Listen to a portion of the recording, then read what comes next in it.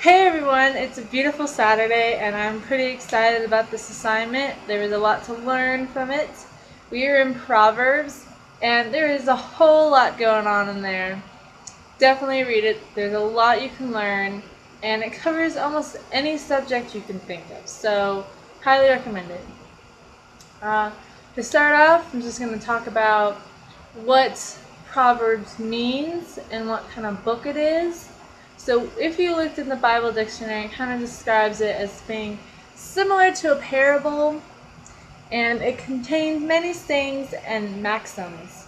And I had asked, I was like, what's a maxim? It's kind of like a saying, so I was like, why repeat that? But I guess just to be clear, it's just a book of little experts of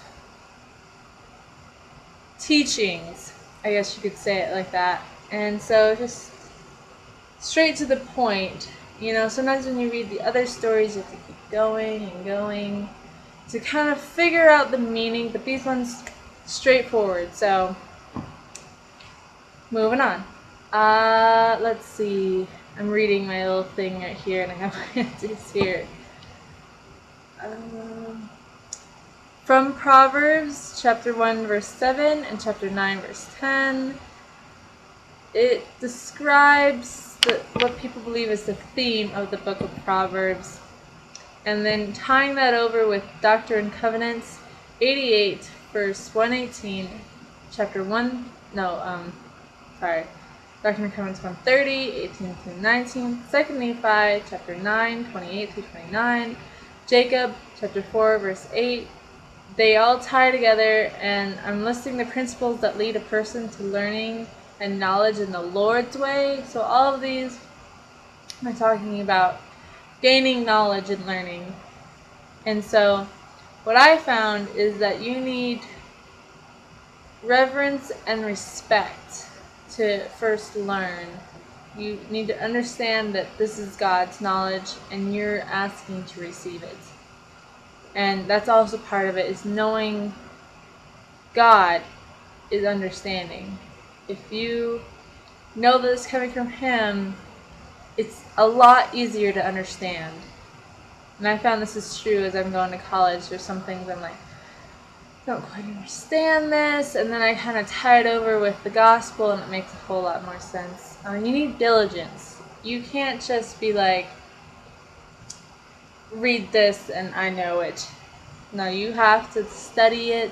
You have to keep learning, and I'm just going to go into psychology because it's all part of that, but I'm going to keep with the scriptures. You have to teach one another. You're wasting your knowledge if you keep it to yourself. You need to share it with others.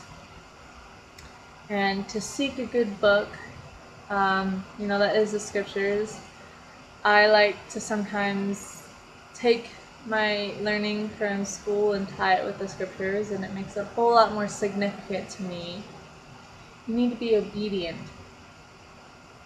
You have to follow the commandments, and they find a lot of times that LDS students are very good students, and this is because we have such morals that keep us in line, so we're very focused. You need to be humble.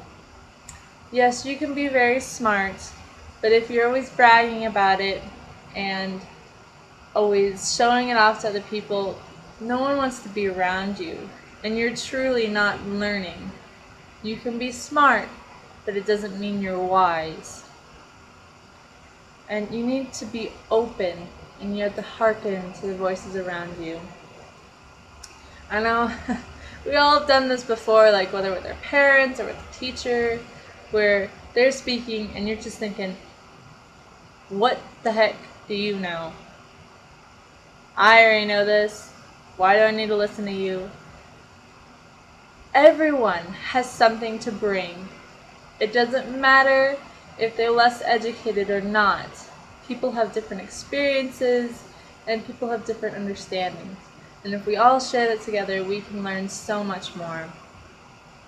And last is to ask God, because He knows all. I've had trouble in school before. Everyone has. Don't deny it. But if you ask him for help, whether it be studying the scriptures or in school, he can grant you that understanding. On to the next little bit. When you read read in Proverbs chapter 3, 5, and 6, it speaks about leaning unto God and not thy own understanding. And it's asked me to talk about someone I think is an example of this in the scriptures. And I think Nephi is a great one in the Book of Mormon.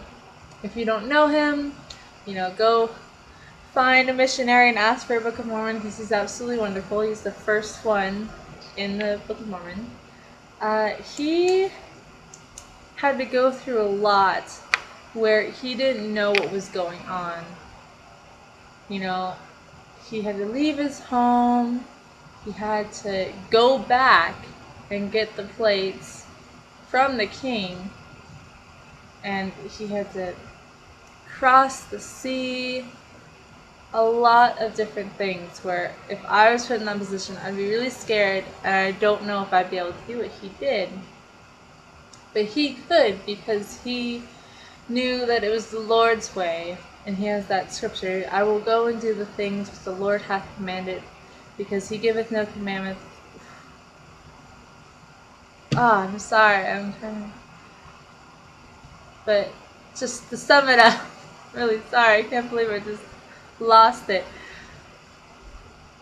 God doesn't give us tasks unless he knows we can fulfill them, which is a big comfort to know that when I approach a problem, I know I can get through it, because God wouldn't let me do it alone if I couldn't do it. So next part, Proverbs chapter 6, 16 through 19. These are the things which God hates, and I'm going to talk about, I'm reading it. I'm going to talk about them. What the good opposite behavior is to.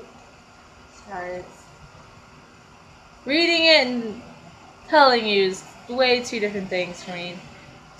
The first one, I took these directly out. This is how they're said. I'll explain them more. A proud look. And I think everyone kind of knows what this is like, because you see someone and just like, they're so vain and so blah blah blah blah blah, You can just tell that they think themselves higher than others. And God doesn't like this, because when you're like that, you're so much less prone to listen to God, because you think that you're above all. And so the opposite of that is to be humble, to have a softened heart, to listen. A lying tongue, which there's two. The other part is a false witness. So a false witness and a lying tongue tie together. Now, for me, this is something I hold really true. I don't lie. I never lie. And when I find out someone else has lied to me, they're in a lot of trouble. So if you're one of my friends and you're listening to this, don't ever lie to me. You can avoid the subject if it's something I don't want to hear about, but don't just, if I ask you something and you lie to me, we're most likely not going to be friends anymore. But God doesn't like this. You need to be honest in all your doings. The opposite of that is to be honest. Hands that shed innocent blood. That one is straightforward. And everyone can understand that.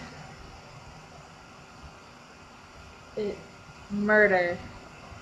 To kill. is never, when it's not commanded by God, is never okay. Nephi had to kill the king, but he was very hesitant to do it. But God had told him it is better for one to fall than a whole nation to dwindle in unbelief. That was one of those moments it was okay. But when you on your own go decide to kill someone, to me you are lower than dirt. You are so low that the earth's core will burn you. So, sorry, I got a little passionate about that, but for the kind of work I want to go into, it makes sense. But so, be a good person. Heart that deviseth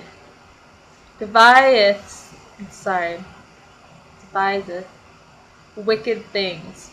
You may not be doing things, but if in your heart you are imagining these horrible things, you are still wrong, because the Lord looks in your heart also. So you need to be clean inside and out. Be swift in mischief, and those who soweth discord among brethren. If you're causing trouble and you're doing it on purpose, that's a problem. You need to fix it. Because you are just as bad as those who are in the problem if you're causing it. Next part is, this is a bunch of scriptures. I don't know if I want to read these all, but I will. So if you want to, I would recommend reading these. I'm going to read a couple of them. I need to check my time though.